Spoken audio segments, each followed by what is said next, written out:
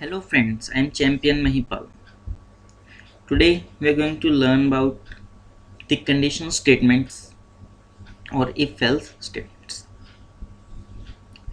So with the help of this example, I am going to explain you how we can use if-else in Java. Here I have used one integer n and which is initialized with value 2. Then I am using if then we have to write the condition. Here I am writing n modulo 2 is equal to 0, means it will check if we divide n by 2 and if it is equal to 0. Okay, here we have give n is equal to and the modulo of 2 modulo 2 is equal to 0, so it will satisfy the condition and then print even. Else if we give the number 3, then the modulo will return 1, that will not equal to 0, so it will return odd. Okay, then we have closed if else and then main function and then class, and I have saved this if else class with the name if else.java. Okay, you can use only if statement, if else if, switch statements, condition operator as similar we use in C or C++. Okay, so I am going to show you the output of this. Here I have saved this in the G cd java if else.java. It is compiled java if else, it is even. Okay, if we change this to 3, then what will happen? I have saved this and then first compiling this.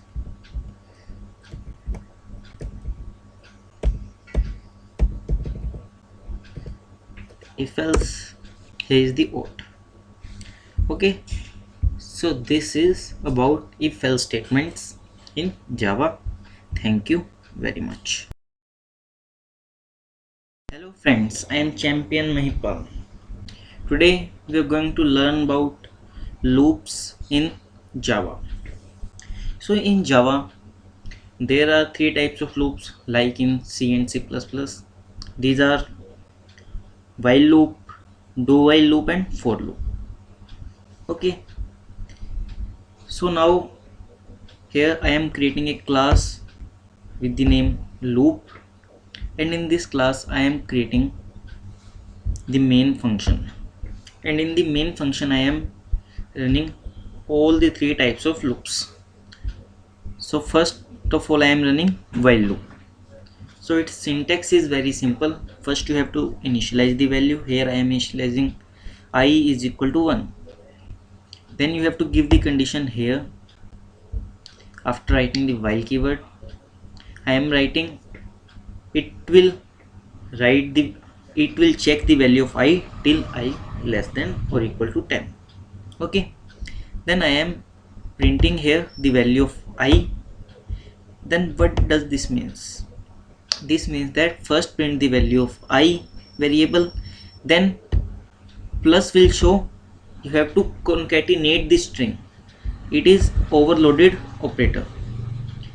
Then what you have to concatenate? You have to add one space. Okay, then you have to increment the value. It is very simple. Then in the do while loop, here I am using system.out.println to break the line. Then what I am doing, again initializing the value of I to 1, then system.out.print I plus one space, then I plus plus to increment the value. Then while it will check the condition I less than equal to 10. So what is the difference between while and do while loop?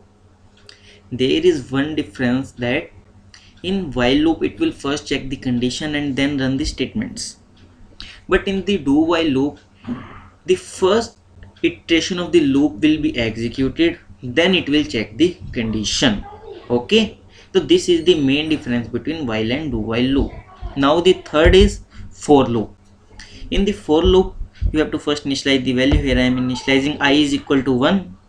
Then if I less than equal to 10 and increment is I is plus, that is increment the value of I with 1, then I am writing, then I am showing the value of I simply. Okay, so how it will run? First it will initialize the value.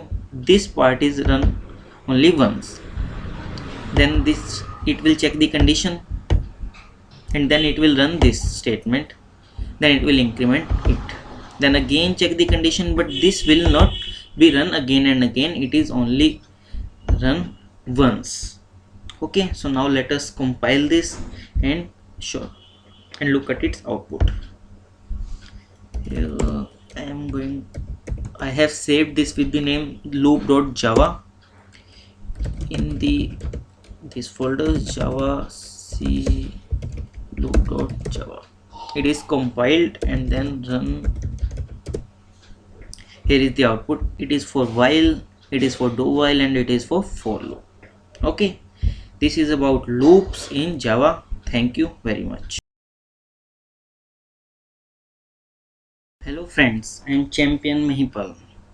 Today we are going to learn about classes and object. So classes are the collection of objects, or we can say these are the templates for creating the objects. Okay, so today we will learn how we can create class in Java and how we can use that class to create an object. So here I am creating one class with the name data. One thing you should remember while naming the class, that always the first character of the name of the class is capital. If it is two-word name, means data first, so D and F both will be capital letters. It is not necessary that you should make these letters capital, but it is a good practice as all the classes in Java have this syntax for naming the classes. Then in that class I have used two data members, one is I and another is j of integer type. Then I have created two methods for accessing these data members. These are get data and put data. Get data is just getting the data from the main class. It is getting the integer x and y, which are the parameters passed, and it saves the value of x in I and y in j. Okay, and put data shows the value of I and j. One more thing you should know is about the naming scheme related to methods. While creating the member functions, or you say methods, you should name it as I have given here. The first character of the method should be small letter, and if it contains more than two words, then the first character of second, third, and all will be capital letter. Okay, so here I have created one class data. Then I need to create another class which contains the main function. So here I have created one class simple class. Okay, which will call our object of data class. Then in the main function I have created one object A of class data and allocated it memory with the new operator. Okay, so it just creates the object A and allocate the memory to the object A. Then for accessing this object and its member function, we use dot operator. Okay, so A dot get data and parameters passed are 4 and 6. It means A dot get data will be called, means get data of class data is called, in which we have integer x and y. X will be replaced by 4 and y will be given a value of 6, which are given to I and j respectively. Then put data shows the value of I and j. Very simple. So now let us look at its output by compiling this. I have saved this with the name simple class. So for compiling Java C, simple class dot java, it is compiled successfully. So for running Java simple class, enter. 4 and 6 are shown in the output. So this is about classes and the object which we have created. Objects are the instance of the class. Okay, thank you very much. Hello friends, I am Champion Mahipal. Today we are going to learn about constructor. So constructors are used to initialize the value in a class. Okay, so when we create a class, we create a function with no return type and with the same name as of the class. This makes a constructor. If we don't create any constructor, it is created by default internally, in which there is no statement. If we want to do any task at the start or initialization of the object of that class, then we can create the constructor for that class.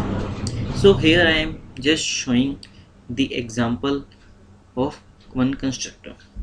Here I have created one class X and created the constructor. It has no return type, not even void. Okay, then I have just printed X.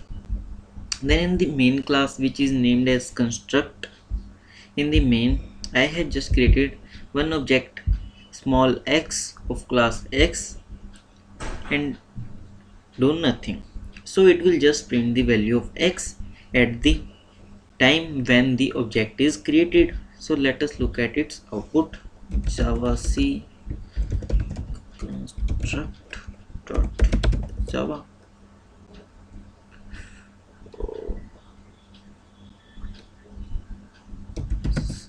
Java C construct. Before it was spelling mistake. Here Java construct. Here X is printed. Okay, so this is about the constructor. Thank you very much. Hello friends, I am Champion Mahipal. Today we are going to learn about static keyword or static functions in Java. So there is a lot of use of static function in Java. Your println statement, which is used to print anything, is executed with the is also a static function. Okay, so today we will learn how we can create a static function and how we can use this. So here I am creating one class with the name class swap and creating one static function in this. Static why we created it as static, I will tell you later. So for making any function static, you have to write just static before that function. Okay, so it is static and return type is void, and it will get two parameters from the calling statement. Then what it is doing, it is swapping the value of X and Y. How it is swapping? I have temporarily created one integer Z. The value of X is transferred to Z and value of Y then transferred to X. Then value of Z is transferred to Y, which swaps the value of X and Y. Then it prints the value of X and Y simply. Okay, so this is swap class which contains a static function swap. Then in the class which contains main, the name of the class is static X, means static example, which creates a main function, and it has two integers X and Y which have value 5 and 7. First of all, it prints the value of X and then Y. It will print here 5 and 7. Then here we have called the swap function, which is present in swap class. Swap class is this because it has S capital, which suggests it is a class. So for calling the static function, we can simply call the static function with the name of the class by using the dot operator. You don't need to create any object for using the static function. That is the main use of the static function. You don't need to create the object of that class to run that function.